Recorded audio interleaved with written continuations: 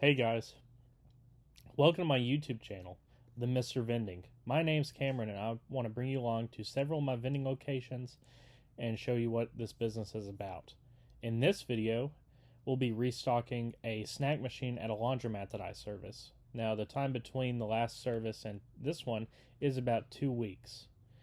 As we get into this, you'll see that I am going to switch a few products out, make the machine look a little bit better. Take some products out that aren't really selling and replace them with some new products I got, which are those Cheetos Flamin' Hot. You can get those at Sam's Club. I'm going to take the Fritos out to place the other Cheetos, regular crunchy Cheetos there. You'll see here in a minute. And those Snyder's pretzels actually sell pretty well. You can get those from samsclub.com.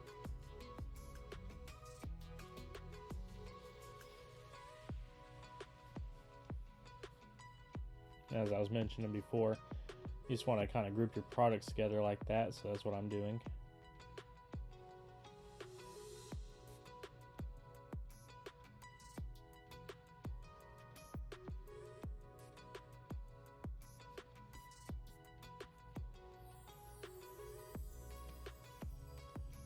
You see how I tilt it right there? That moves all the product to the top so you can get them in those coils a little bit easier. Then you kind of shake it back down so it settles. And barbecue lays seem to really go well here.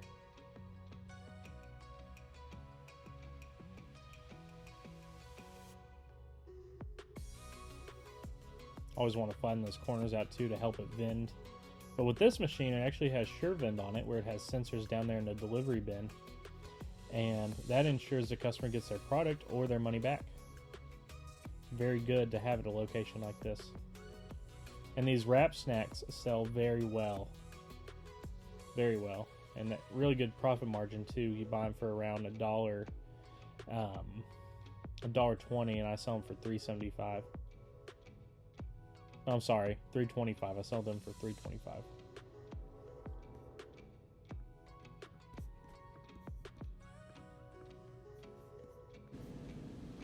Alright, so as I was saying with these wrap snacks, they do sell pretty good. I sell them for around $3.25, and they only cost around $1.20, I believe, unless the cost has gone up.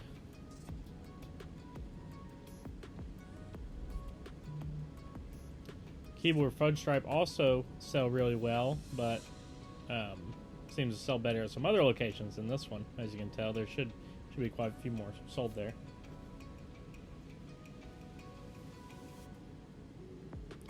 These have been a very consistent seller for me, the Fritos Honey Twist. They sell everywhere and they sell well. Dirty Chips typically sell well at some other locations I have, and they're relatively pretty good markup too. You buy them from Walmart.com in a variety pack for around 54 cents a piece, and I sell them for $1.50. See, doesn't that top row look much better with the Cheetos next to each other? And then all the pretzels there. Looks really good.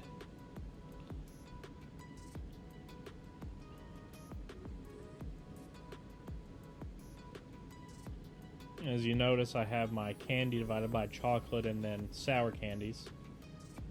I think it's a good way to do it. I actually don't sell M&Ms or M&M peanuts here due to it melting in the summertime. So, and there was an issue with the peanut M&M wrappers in some of my combo machines. The packaging, they changed the packaging on it, and so it would they would like melt or something go wrong with them.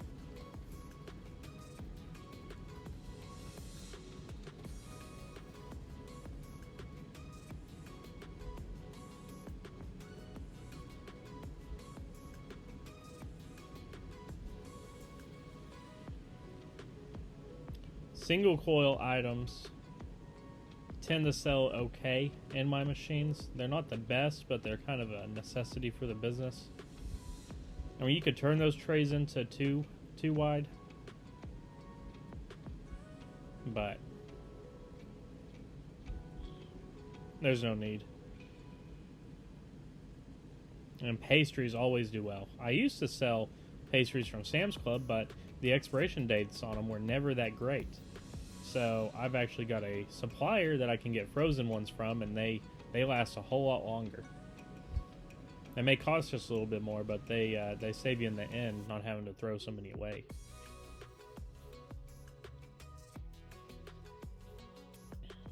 And I'll go through here on my phone and update the inventory.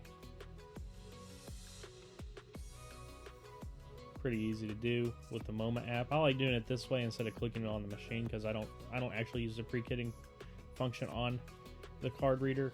I just look at the inventory level and do it based off that, so I can either add or take away from the product.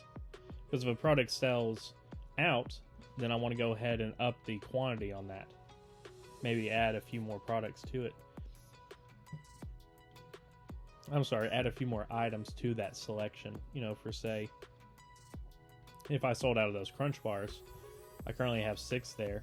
If I sold out of them, I would put 10 in there and see how it goes. And if I continue to sell out of them, you just keep adding to it. But most of my machines are going to either be 9 count of chips or 6 count usually. And then if it sells really well, like the Cheetos do up there, I can switch it to 11 or 12 count. Now these wrap snacks, you can only put about 6 in there. You can get the coils from dnsvending.com. They're 6 count coils, and you can vend those. You also have to adjust the trays a little so the bags will fit. But overall, it's a pretty quick visit. Probably took me only 20-25 minutes. Well, if you're counting the soda machine, which I unfortunately didn't record, probably takes me about 45 minutes total to get everything done, and you're about to see how much cash I pulled out of there. And I'm adjusting the prices since I made that switch. Small bags of chips go for $1.25, and the bigger bags of chips go for $1.50. And we're always coin heavy here. We get a few bills and then not a whole lot on card reader per usual, but that collection was right around $200. Thank you for watching. Make sure to subscribe and like to see what I post in the future. I recently got in the claw machine, so I'll have some videos on that here soon. Thank you.